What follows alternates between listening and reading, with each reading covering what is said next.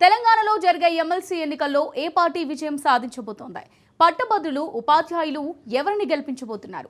మరోవైపు తెలంగాణలో కీలకమైన బీఆర్ఎస్ అసలు పోటీలోనే లేదు. మరి గులాబీ ఓట్లు ఎవరికి పోలవుతాయి?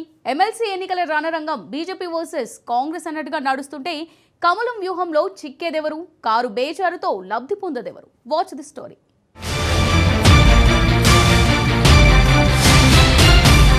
తెలంగాణలో 3 ఎమ్మెల్సీ స్థానాలకు ఎన్నికలు జరగనున్నాయి. 2 ఉపాధ్యాయ ఎమ్మెల్సీ ఎన్నికలు కాగా 1 పట్టభద్రుల ఎమ్మెల్సీ ఎన్నిక జరగనుంది. దీంతో ప్రధాన పార్టీల నాయకులు బరిలో నిలిచారు. ఉపాధ్యాయ ఎమ్మెల్సీ స్థానాలకు బీజేపీ, కాంగ్రెస్ అభ్యర్థులు పోటీలో నిలవగా బీఆర్ఎస్ పోటీకి దూరంగా ఉంది. దీంతో బీజేపీ వర్సెస్ కాంగ్రెస్ గా ఎమ్మెల్సీ ఎన్నికలు జరగనున్నాయి.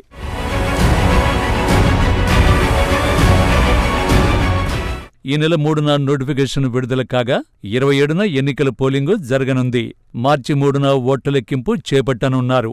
మెదక్, నిజామాబాద్, ఆదిలాబాద్, కరీంనగర్ నియోజకవర్గానికి పట్టభద్రులు, ఉపాధ్యాయ 2 ఎమ్మెల్సీ ఎన్నికలు జరగనున్నాయి. అటు వరంగల్, ఖమ్మం, నల్గొండ నియోజకవర్గానికి మాత్రం ఉపాధ్యాయ ఎమ్మెల్సీ ఎన్నిక జరగనుంది.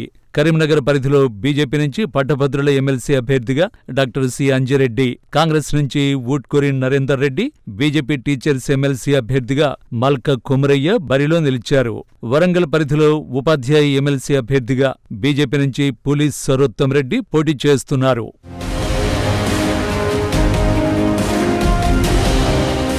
మరోవైపు బీఆర్ఎస్ నుంచి ఒక్క నామినేషన్ కూడా దాఖలు కాలేదు. పోటీలో ఎవరిని కూడా నిలపలేదు. దీంతో క్యాడర్లో కొంత అసంతృప్తి ఉన్నట్టుగా తెలుస్తోంది. అయితే బీఆర్ఎస్ ఓట్లు పోటీలో నిలిచిన అభ్యర్థుల్లో ఎవరి వైపు మళ్లనున్నాయి అనేది ఆసక్తి రేపుతోంది. బీజేపీ, కాంగ్రెస్ పార్టీలు బీఆర్ఎస్ ఓటు బ్యాంకుపై గురిపెట్టే ఈ 3 స్థానాల్లో విజయ ఢంకా మోగించాలని బీజేపీ కృతనిశ్చయంతో ఉండగా, అధికారంలో ఉన్నాం కాబట్టి తప్పక విజయం సాధించాలని కాంగ్రెస్ బలంగా ప్రయత్నాలు చేస్తోందట.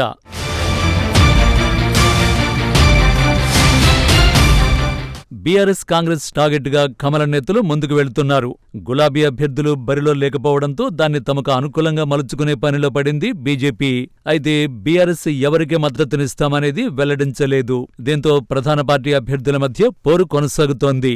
అధికార పార్టీకి చెక్ పెట్టాలంటే సొంత పార్టీ ఓట్లతో పాటు గులాబీ పార్టీ ఓటర్లను, మద్దతుదారులను తమ వైపునకు తిప్పుకోవాలని బీజేపీ ప్లాన్ చేస్తోందట.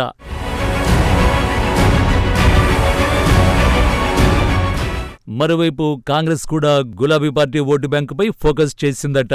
అందుకు తగ్గట్టుగా ఆయా నియోజకవర్గాల్లో బీఆర్ఎస్ మద్దతుదారుల్ని కాంగ్రెస్ నేతలు కలుస్తున్నారట. ఎమ్మెల్సీ ఎన్నికల్లో కాంగ్రెస్ పార్టీ మద్దతుదారుల్ని ఓటు వేసి గెలిపించాలని కోరుతున్నారట.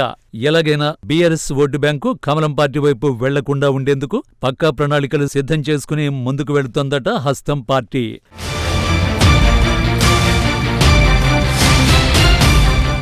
మరోవైపు ఈ 3 నియోజకవర్గాల్లో ఇండిపెండెంట్ అభ్యర్థులు కూడా బరిలో నిలిచారు. వీరి పోటీ ఎవరిని ఓటమి పాలు చేస్తోంది, ఎవరిని విజయ పథాన తీసుకువెళుతుంది అనేది ఉత్కంఠ రేపుతోంది. బక్కా జడ్సన్, సర్దార్ సింగ్, ఓఎస్ శంకర్ లాంటి వాళ్లు స్వతంత్ర అభ్యర్థులుగా పట్టభద్రుల స్థానానికి పోటీ చేస్తున్నారు. వీరేం తక్కువ కాదు. ఇండిపెండెంట్ అభ్యర్థుల్లో మంచి ఫేమున్న నాయకులే ఉన్నారు. దీంతో అధికార, విపక్ష పార్టీలకు స్వతంత్రులతో హడలు పుట్టుకొస్తోందట.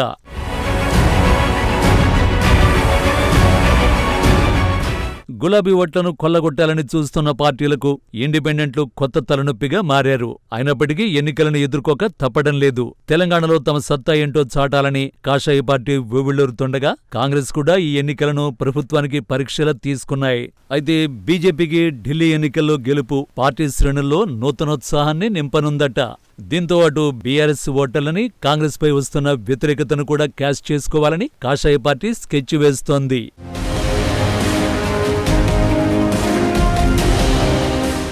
మరి బీఆర్ఎస్ మద్దతుదారులు ఎవరి వైపు నిలుస్తారనేది ఆసక్తి రేపుతోంది. కాంగ్రెస్, బీజేపీ అభ్యర్థుల గెలుపోటములు గులాబీ పార్టీ చేతిలో ఉన్నాయనే టాక్ వినిపిస్తోంది. మాయల పకీరు ప్రాణం రామచిలుకలో ఉన్నట్టుగా ఇప్పుడు బీజేపీ, కాంగ్రెస్ అభ్యర్థుల భవితవ్యం గులాబీ చేతిలో ఉందని తెలుస్తోంది. దీంతో ఆ పార్టీ అధినేత ఏ విధమైన గైడెన్స్ ఇస్తారో, ఎవరికి మద్దతు ఇవ్వమంటారు అనేది సస్పెన్స్ గానే ఉంది. ఈ నేపథ్యంలో ఈ గులాబీ దండు ఎవరిని గెలిపిస్తుందో, ఎవరిని పరాజయం చేస్తుందో మరికొన్ని రోజులు వేచి చూడాల్సిందే.